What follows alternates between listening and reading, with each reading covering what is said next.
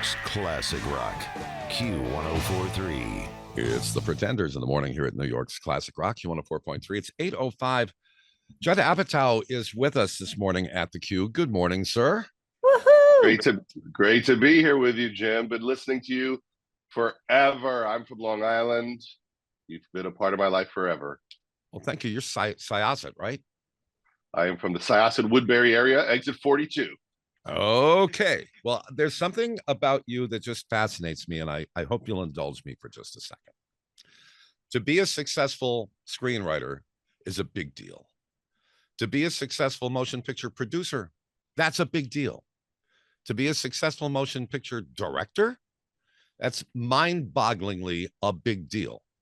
I mean, a motion picture director, what do you have to worry about? You have to worry about your coverage and your master shot and your close-ups and your reactions and coaching the actors and what the set looks like and the continuity and the lighting and how it's going to be edited together. I mean, these skills, they're mind-blowing. And then on top of that, when you learn how to collaborate with all those people, oh, I forgot the music. The music's important for you when you're a film director. And the sound. You have all of those things collaborating with all of those people. And then you also can walk out on stage all by yourself and entertain thousands of people in an audience. I mean, all of those things are different skills. How many people have all of those wrapped into one body? Not very many. Well, obviously there's something wrong with me. It's a manic approach to it all. You know, I started doing stand-up, and I started at the East Side Comedy Club on Long Island and Governors, which is still there. And then I got pulled into television and movies because a lot of my friends were suddenly making movies like Jim Carrey and Ben Stiller and Adam Sandler. And so I stopped doing stand-up. And then about 10 years ago, I thought, I think I'm not near the most fun part of this. So I started doing stand-up again when we made Trainwreck. And I'm very excited to be back in New York. I'm going to be performing at the Beacon Theater on November 9th as a benefit for the hurricane relief in North Carolina, which has been pretty tragic. I'll say it. You can get your tickets at www.juddapatow.com/events. Last time I played there, Adam Sandler joined me and Mike Birbiglia. This time I have equally as exciting secret guests. Yeah, so you it's a blast. You have surprise guests. Now you're right now you're in Atlanta, and you have a show planned there, which will also benefit the American Red Cross, and that will be to support hurricane relief in Georgia. And one of the guests that you will have there is Jeff Foxworthy. Yes, the great, amazing.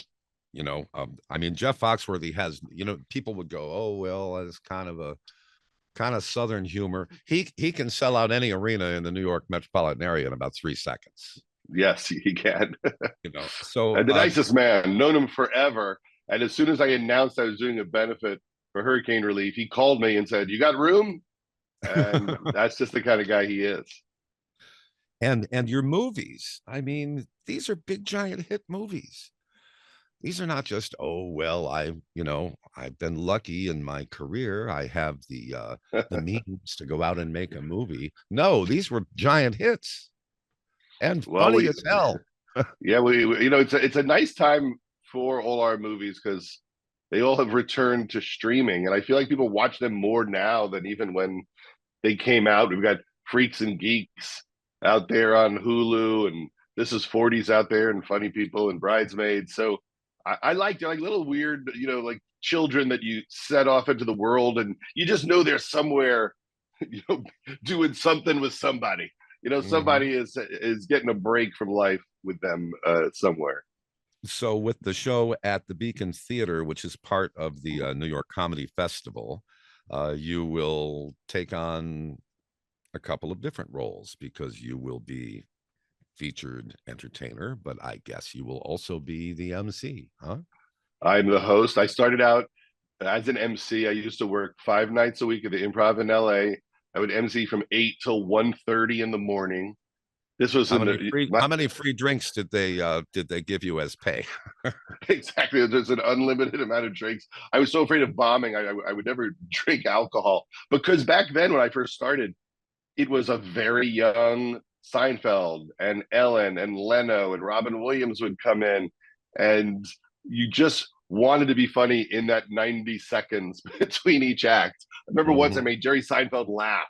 I had some jokes I did in between, and he got on stage and he said, "That was funny."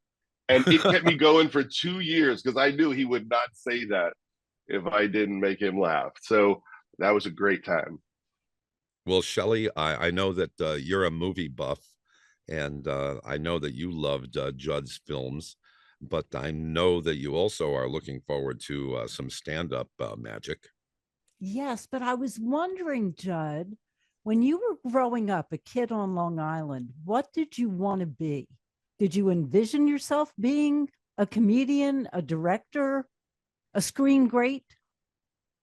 Never. I wanted to be like Jay Leno or Jeff Altman or Seinfeld. I just wanted to do stand up. Okay, And but there's a difference. There's a difference there. You know, Seinfeld, for instance, is a magnificent stand-up, but most famous for a television situation comedy. Jay Leno, a great stand-up, but most famous as a talk show host. yeah, So, back then it was before they had done any of that. They were just comics on the Tonight Show or Dinah Shore or Merv Griffin, and those are the people I looked up to. But I moved to LA and I lived with Adam Sandler after we both graduated from college, and he was so funny that it was intimidating. You really felt the charisma that led to him becoming a gigantic success for so long. And I used to open up for Jim Carrey on the road, and they kept getting movies, and they would say, "Hey, you want to help me punch it up?" And next thing you know, that was paying a lot better than my $40 stand-up sets at the Improv. And I thought, I guess I should focus on this. I think the world is pulling me here, but I love doing stand up. I talk a lot about classic rock in my stand up because I'm obsessed with going online on YouTube and watching. Just I'll watch videos about like why Fleetwood Mac doesn't get along for hours. I mean, I find that's my sedative. That's my liquor is just but watching documentaries about like the bass player for Steely Dan. that's the dark hole that we can all fall down because the way they have it set up, you look at one video and then there are all those other videos on the right, and you go to the Yeah. next one and the next one. And so you start at 7 p.m. watching one 4-minute video, and the next thing you know, it's 2 o'clock in the morning. Oh yeah. Well, I'm obsessed with like that Frankie Valley video, and everyone was debating if Frankie Valley should still be out on the road. And I'm just like, I think everyone should stay out on the road. I Well, want everyone to take it to the very end. I don't need all the members of Foreigner to be in the band. I'll go see him with none of the original members. I'm well, fine. well, there was some question, as some people were saying that they thought it was elder abuse having Frankie Valli go out on the stage, but he released a statement saying that he's there because he loves it and he wants to do it. Yeah, let him do it. We're all going to be the last remaining member at some point. Let's let's let everybody go as long as they want to go. That's my theory. I don't care if their voice went out. I don't care if Phil Collins has to sit on a chair the whole show. I say let him just take it as far as it goes. Well, when you were in, say, junior high, who was your favorite band, your It favorite? was always the Who. It was always the Who. That was my band, and I got very lucky because a few years ago I got asked to host an event for Teen Cancer USA that they do in Los Angeles called the Backyard Concert, and Yeah, it's the that's Who. Roger. Yeah, Roger Daltrey, one of the organizers of that. It's a great charity, but I get to host it, and they've had Green Day there and Pink and Van Morrison, and I get to bring them all on. And then one year they had an auction, and the auction was to sing a song with Roger Daltrey and his band. And so I was like, I'm going to win this auction, and I won. And then before it was time to do it, Roger Daltrey was backstage going, "This is going to be terrible. We shouldn't have done this. This is going to be embarrassing." And I said, "Roger, I don't have to do it." He's like, "No, let's just do it." And then I walked out on the stage and I had to sing My Generation with Roger Daltrey. And How's your stutter? How's your stutter? I knew it so well. I hit the stutter and he started laughing because I had been practicing for that since I was 11 years old. It was one of the great nights of my life. Well, you see what happens?